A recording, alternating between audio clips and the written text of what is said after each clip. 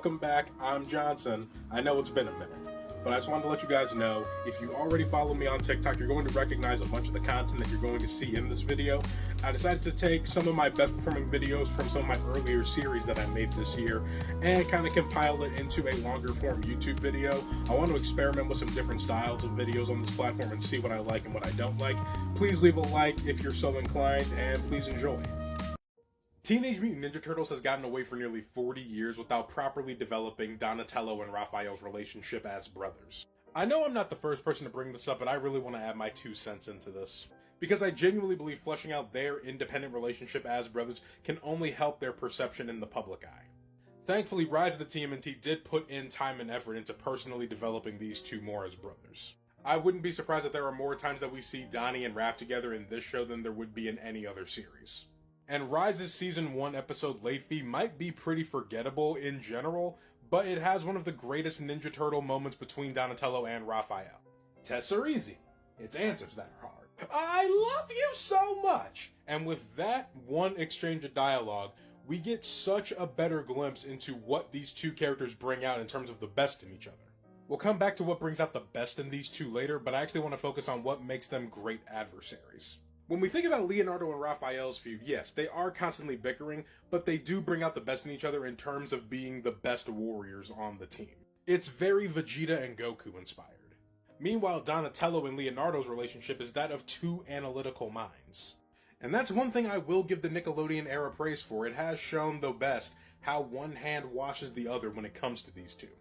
But how does that help Donatello and Raphael? Split the difference. Donatello and Raphael are two distinct yet eccentric personalities, but what's the one thing that they have in common? Their attitude. And we can thank Rob Paulsen for this. And don't get me wrong, every turtle has their moment to shine as the sarcastic jackass. But what these two can do with words alone has so much potential. We've seen Donnie be too smart for his own good, and we constantly see Raph as the bully. Everybody in the fandom knows that Raph can beat Donnie up. Everybody in the fandom knows that Donnie can figure out a way to outsmart Raphael. But a war of words is the one place where it can be a level playing field for the both of them. This is the type of timing I want to see Donnie and Raph be on in Tales of the TMNT. I hate you! I hate you a slightly larger amount! Mega Saiyan, Ultra Saiyan. You're mocking me. Maximum Over Saiyan. F*** off, Triclops! Why do you antagonize him like that? You know he can kill you, right? At this point, it's a game. If he gives in, I win. And he knows that. And with that, you've just found a way to prove Donnie's need to be correct about things and tie it to Raph's over-competitive spirit. In terms of how we can get Donatello and Raphael to bring out the best in each other, I'm going to call this section the Savants and their Emotional Support Himbo. I challenge people who want to write for TMNT to find a way to bridge the gap between Raphael's love for fighting and Donatello's love for technology, because there are ways to do it. Donatello and Raphael could easily have a shared interest in martial arts weaponry. They could easily have a shared interest in the physics of how easy it is to break somebody's bones. You could foster that type of relationship that Gomez and Fester Adams have, that no matter what these two put each other through, they're only going to find a way to make each other and their bond stronger by the end of it. But before all that, in order to really tap into this missed well of opportunity, these two just have to acknowledge each other more often in how much they respect each other. Because in the 40-year history of Teenage Mutant Ninja Turtles, we've seen the shift from the age of the brawn to the age of the brain.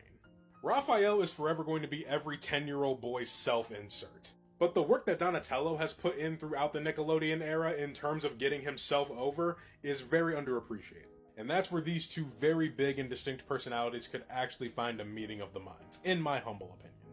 In Teenage Mutant Ninja Turtles, Michelangelo and Leonardo's brotherhood symbolizes balance.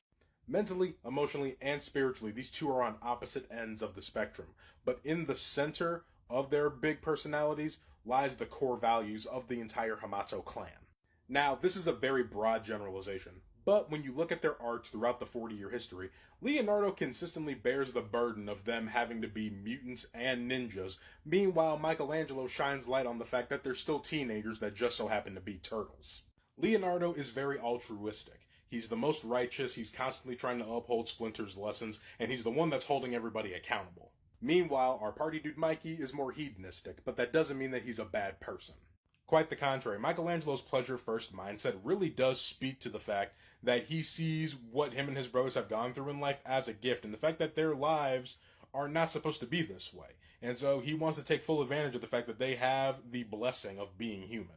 It's a very self-serving mindset, but it speaks to everybody being their best by feeling their best. And a very surprising place where these two ideologies play a big part of a Ninja Turtle story is surprisingly in the Bayverse. Specifically in Out of the Shadows, where the majority of the subplot is them flirting with the idea of potentially becoming humans. The themes and desires of wanting to be accepted by humans and the responsibility that they have to the mission at hand are built directly on Michelangelo and Leonardo's conflicting ideologies. Unfortunately, this is the Bayverse where satisfying character writing goes to die. We don't even get to see Leonardo and Michelangelo go head-to-head about the risks versus the rewards of this. In Ninja Turtles, when we see these two go head-to-head philosophically, it's often played down very subtly, but there's always so much more to it than meets the eye. And some of my most favorite examples of this actually come from the 2012 universe. When I look at Michelangelo and Leonardo's relationship as brothers at its best, I look no further than Season 3's Attack of the Mega Shredder. Here, Leonardo is the superego to Michelangelo's id. Here, Leonardo is all self-righteous and is just like, only I can be the one to accomplish this mission to get the brainworm to help save Karai. And then Michelangelo's like, nah, dude, I'm coming with you.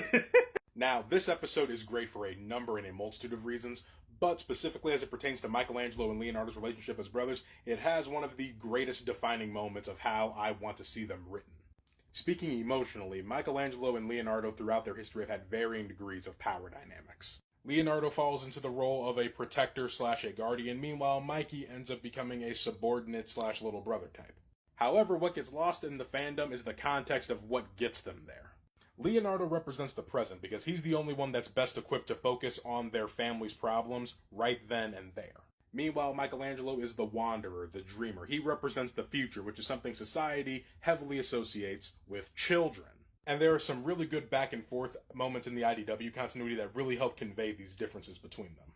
Post Cityfall, Leo and Mikey have an exchange of words because Leo really resents the idea of Michelangelo calling them crime fighters. And he's doing that thing where it's just like, this is no time for games, we gotta be serious. And rightfully so, Michelangelo checks him. And this is what I specifically love about IDW Mikey. Yes, he is a peacekeeper, but he's not the baby boy. And he regularly checks all of his brothers with saying, yes, I take orders, but I'm still your peer. And thankfully, when it matters most, Leonardo does respect Michelangelo for the warrior that he is. Now, you would think with all of these nuanced, layered, super deep themes and story arcs that the IDW continuity would be my favorite representation of Michelangelo and Leonardo's relationship, right? Actually, no. It's Rise of the TMNT that has their best depiction, in my opinion. Because here we finally get to see what Leonardo is like when he just gets to be a bro. Now, for this next part, you're going to need to put your big thinking caps on because it's going to require a level of media literacy that goes beyond you believing that they just turned Leonardo into a cheap rehash of Mikey. It makes perfect sense that while not being the leader, Leonardo is as close to his Mikey as he is in the Rise universe. And yeah, brothers being close, almost having similar personalities and shared interests, it's not that far-fetched. Traditionally, Michelangelo glorifies the idea of what it means to be a hero, while Leonardo makes the actual sacrifices to be the hero. And Rise of the TMNT's plan was to make us watch Leonardo have to get to that point where he has to make that sacrifice. And when we catch up with the Turtles in the Rise of the TMNT movie, they're definitely setting the stage. Leonardo is definitely over-sensationalized and is just like, I'm a hero, and Michelangelo's like, yeah, you're the hero, and he's basically mimicking everything he does. Only to get to the climax of the film where Leonardo does have to make the actual ultimate sacrifice. And in that moment, Leonardo finally forces Mikey to rise to that level and be that same type of hero that he sees Leonardo as already. Which is where we finally get one of the greatest Michelangelo moments of all time. Leo never gave up on us. I'm not giving up on him. A phrase I often say here is one hand washes the other. And so in terms of Michelangelo and Leonardo's relationship, they represent hope and the change that you have to be in order to see that hope come to fruition. Michelangelo is Raphael's favorite brother. This isn't clickbait, there's no fun little bait and switch that I'm going to do, this is actually canon. And this has everything to do with the fact that Michelangelo is the most emotionally intelligent turtle out of all of his brothers. You will constantly find, despite the bickering and the bullying, that Michelangelo shows Raph the most unconditional love. And through that, Raphael trusts Michelangelo as a confidant to finally open up his shell, no pun intended, and allow him to have those more emotionally adept moments throughout the Turtleverse. You can go back as far as season 1 of the 80s series to see how much protecting Michelangelo means to Raphael and how concerned he gets when he doesn't know if Mikey's safe or not. If anything's happened to that little twerp, Oh no! Michelangelo, say something! Say something! And throughout the years, we would go on to see Michelangelo and Raphael's relationship develop to the point where it basically feels like they're speaking their own language. There's a specific way that Michelangelo and Raphael speak to each other that can't be replicated with any other combination of the Turtles. It's hard to explain without showing you a bunch of out-of-context clips, but just watch the 2003 series. And this once again stems from that protector and confidant relationship that they have. In the 2003 and 2012 series, Michelangelo registers that Raphael takes things way too seriously, so being the younger brother, he decides to basically try and get Raphael out of the zone and out of his own head, basically by playing pranks on him and kind of pulling him back into reality. Most of the time it does backfire, but it's him trying to do things in a different way than versus just trying to approach Raphael directly, which he knows is not going to be comfortable for Raph. And one of the funniest places where this takes place is in Saturday Morning Adventures, where Michelangelo teases Raphael for being too overprotective of the fact that they can all break the fourth wall, but Raphael likes to do it the most. This is an exceptionally weird and meta way of talking about their relationship, but I absolutely love it. The links in which Michelangelo and Raphael can communicate with each other is even present in a universe like The Last Ronin. Blinded by grief, anxiety, and an overarching sense of responsibility to restore honor to the Hamato clan, Michelangelo was able to have a very mature dialogue with Raphael's ghost. And between The Last Ronin and The Last Ronin Lost Years, we never really see Michelangelo talk to Donatello or Leonardo the way he does specifically to Raph. And that's because Michelangelo knows Raphael better than anybody. Through this bond that they share, he was able to give Raphael the perfect Christmas gift. And Raphael really looks to Michelangelo as the litmus test for his capacity and ability to change and accept new things. Look no further than Rise of the TMNT's Repairing the Baron when Michelangelo enlists who first out of his brothers? Raphael, to help him rehabilitate Baron Draxum. Now, there aren't that many notable moments that Michelangelo and Raphael share between the original movies, but I would like to note that Michelangelo does have an admiration for the Night Watcher, which I'm sure Raphael does secretly appreciate. And in the final fight against the Stone Generals, Raphael acknowledges and catches himself acting like Mikey. The thing about you immortal stone guys is, you're immortal, and made of stone. I sound like Mikey. Even Bay Turtles has a very small but notable nod to their relationship. And of course, it's in no better place than the elevator scene. Michelangelo kicks off the beatboxing segment, and Raphael is the first one to jump in because Michelangelo has opened the door to allow Raphael to be more comfortable. There wasn't a designated moment between Michelangelo and Raphael in Mutant Mayhem, but once again, speaking to Michelangelo's emotional intelligence, he does acknowledge to Raphael in the finale of the final fight, hey, we really need to get you into therapy. So it's something. But don't worry, their relationship is not as one-sided as I've kind of made it out to be in this video. Because there was one point in the IDW Ninja Turtles comics where Michelangelo just straight up quit the team. There was a lot of internal conflict with him in terms of what him and his family were doing at this time in the comics, and it's Raphael, of all people, who convinces him to come back. Michelangelo and Raphael are also definitely the two most skilled, I believe, in terms of being the fighters that know how to fight without thinking. And it's very easy to tell that Raphael loves having Michelangelo by his side, and Michelangelo loves having his brothers back. Donatello and Michelangelo are the best brothers in Teenage Mutant Ninja Turtles. I know for a lot of you, some of you hear this opinion of mine and say, well, duh. But for me, there's always an extra layer of nuance to dig deeper. The 1990 movie would really set the precedent for what we know and love from Mikey and Donnie, and what we would expect to see for the next 30 years. There's nothing I can say about Pizza Dude's got 30 seconds. It's iconic. But I'll try. In this scene, we get a really good examination of their distinct personalities as individuals. Donatello's naturally inquisitive personality, juxtaposed to Michelangelo's in-the-now mentality, leads to this really good exchange of dialogue. And this scene really nails them as individuals, so that way when we come together later in future iterations, we can understand them better as brothers. Donnie and Mikey's personalities complement each other all too well, whether they're dancing to tequila or trying to get away from Leo and Raph's petty nonsense. And of course, who can forget peak Michelangelo and Donatello energy when they play rock, paper, scissors to see who has to go fight the Shredder next. Enter the 2003 Turtles, who I believe have perfectly nailed the dynamics between Michelangelo and Donatello. The balancing act of matching their personalities to their brotherhood on top of the serious moments in the show, on top of all of the jokes in the show, chef's kiss. When I think of vintage Donatello and Michelangelo, I think about when Michelangelo was trying to get Donnie to help him build the battle shell. And here we see the visionary versus the creator. I really thank the 2003 series for taking the Mirage Turtles and really honing in on what about their relationships brings out the best in them. For Donatello and Michelangelo, it's their threshold for creativity. In terms of creatively thinking their way out of a problem, Michelangelo is equally as intelligent as Donatello. And this is one of those moments where I can't be critical of 2012 because they also nailed it. The difference, though, in terms of their intelligence levels is on a philosophical plane. Michelangelo never fears the concept or idea of being wrong about something, versus Donatello having an obsessive need to be correct about everything.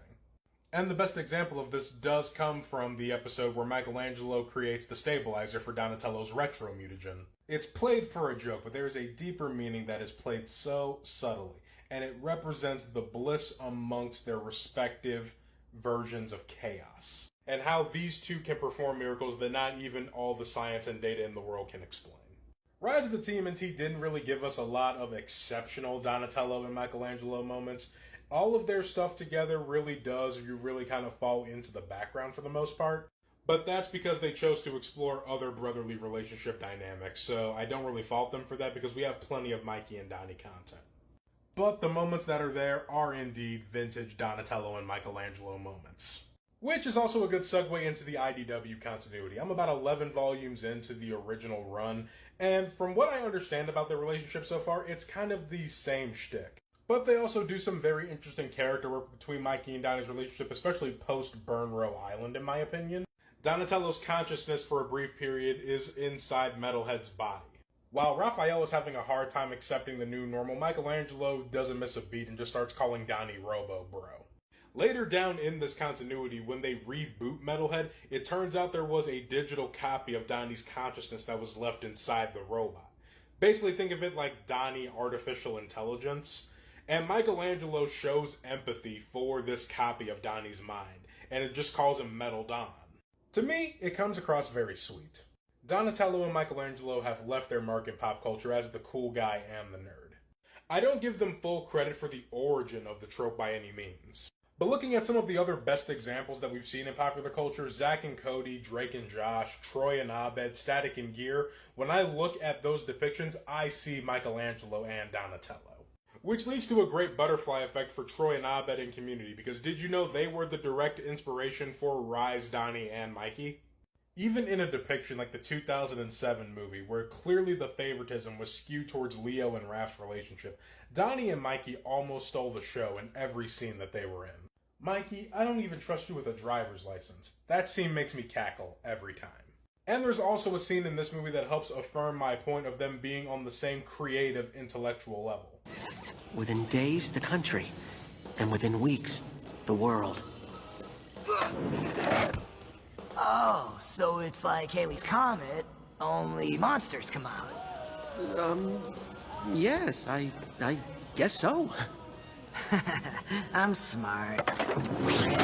And circling back one last time to the 1990 movie, once again, their intelligence levels being similar could also allude to and affirm the fan theory that Michelangelo was secretly ignoring Donnie in this scene.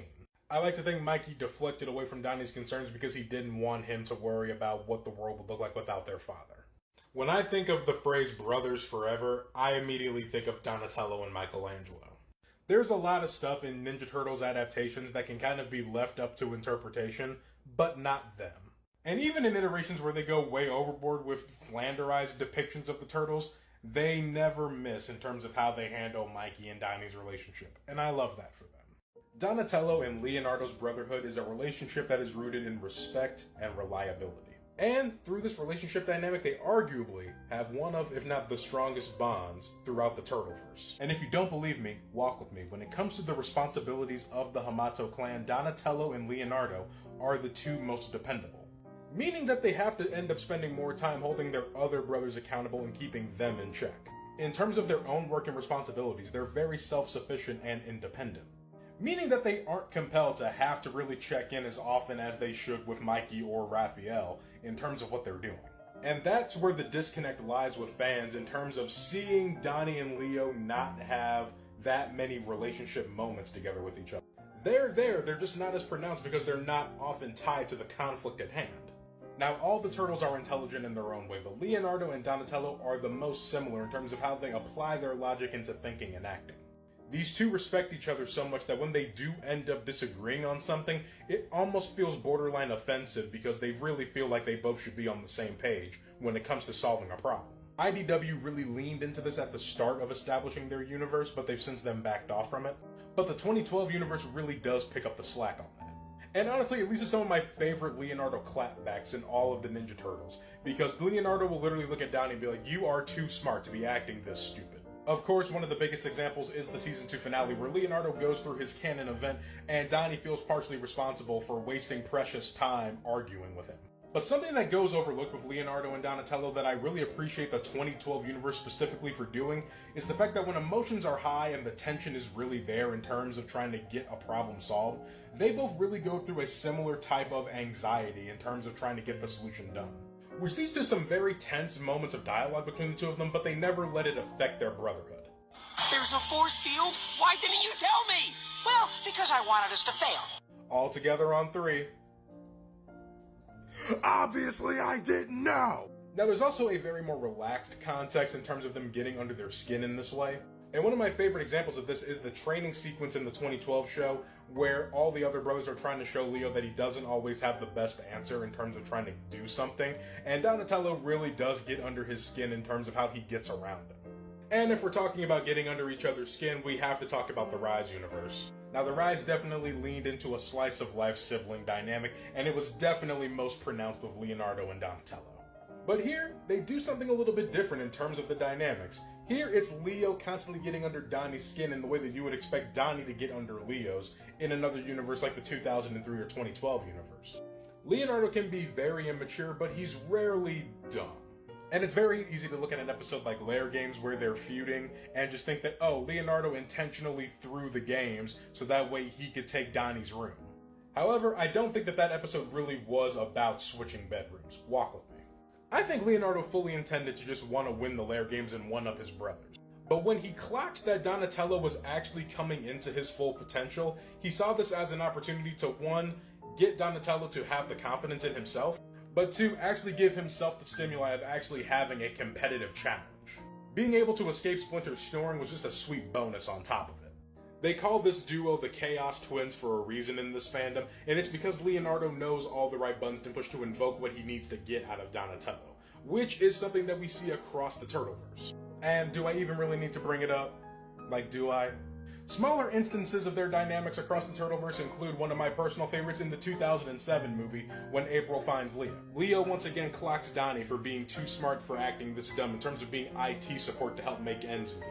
But Donnie ends up going through with this because Leonardo isn't there and is away in the jungle. A fantastic moment of "you've helped me learn something about myself" is when Donatello admits that he has trouble getting out of his own way, and he relies on Leonardo to help pull him back to reality. Tales of Leo in Season 1 of the 2003 series literally says this verbatim.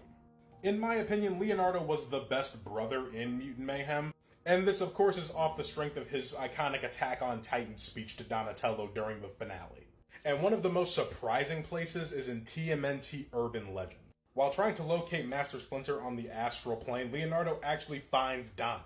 Once Leonardo finds the ability to astral project, he's almost instantly transported to Donnie. And what's important to remember here in this context is that Donnie fully believes that he's getting fitted for his t-shirt.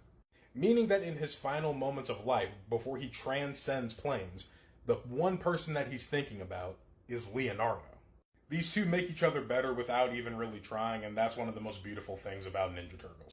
In Teenage Mutant Ninja Turtles, Leonardo and Raphael's relationship is arguably the most famous in the entire franchise. There's been a lot of interpretations of their relationship and their feud throughout the 40-year history, within good reason. It's very easy to write for these two characters. And if you've made it this far, walk with me. I'm gonna bounce around the Turtleverse and really hone in on why it really works in certain universes and why it doesn't really seem to stick the landing in others. In order to get a better understanding of how and why Leo and Raph feud the way that they do throughout the Turtleverse, we have to look to Raphael's anger. And I'm going to go over this briefly because if nobody stops me, I will make a 10-minute video just talking about his anger alone. What's important to remember about Raphael is that he's most triggered by when he feels like he's not being heard. He's the type of person that's like, oh, you're not hearing me? I'm gonna keep raising my voice until you do. You feel me?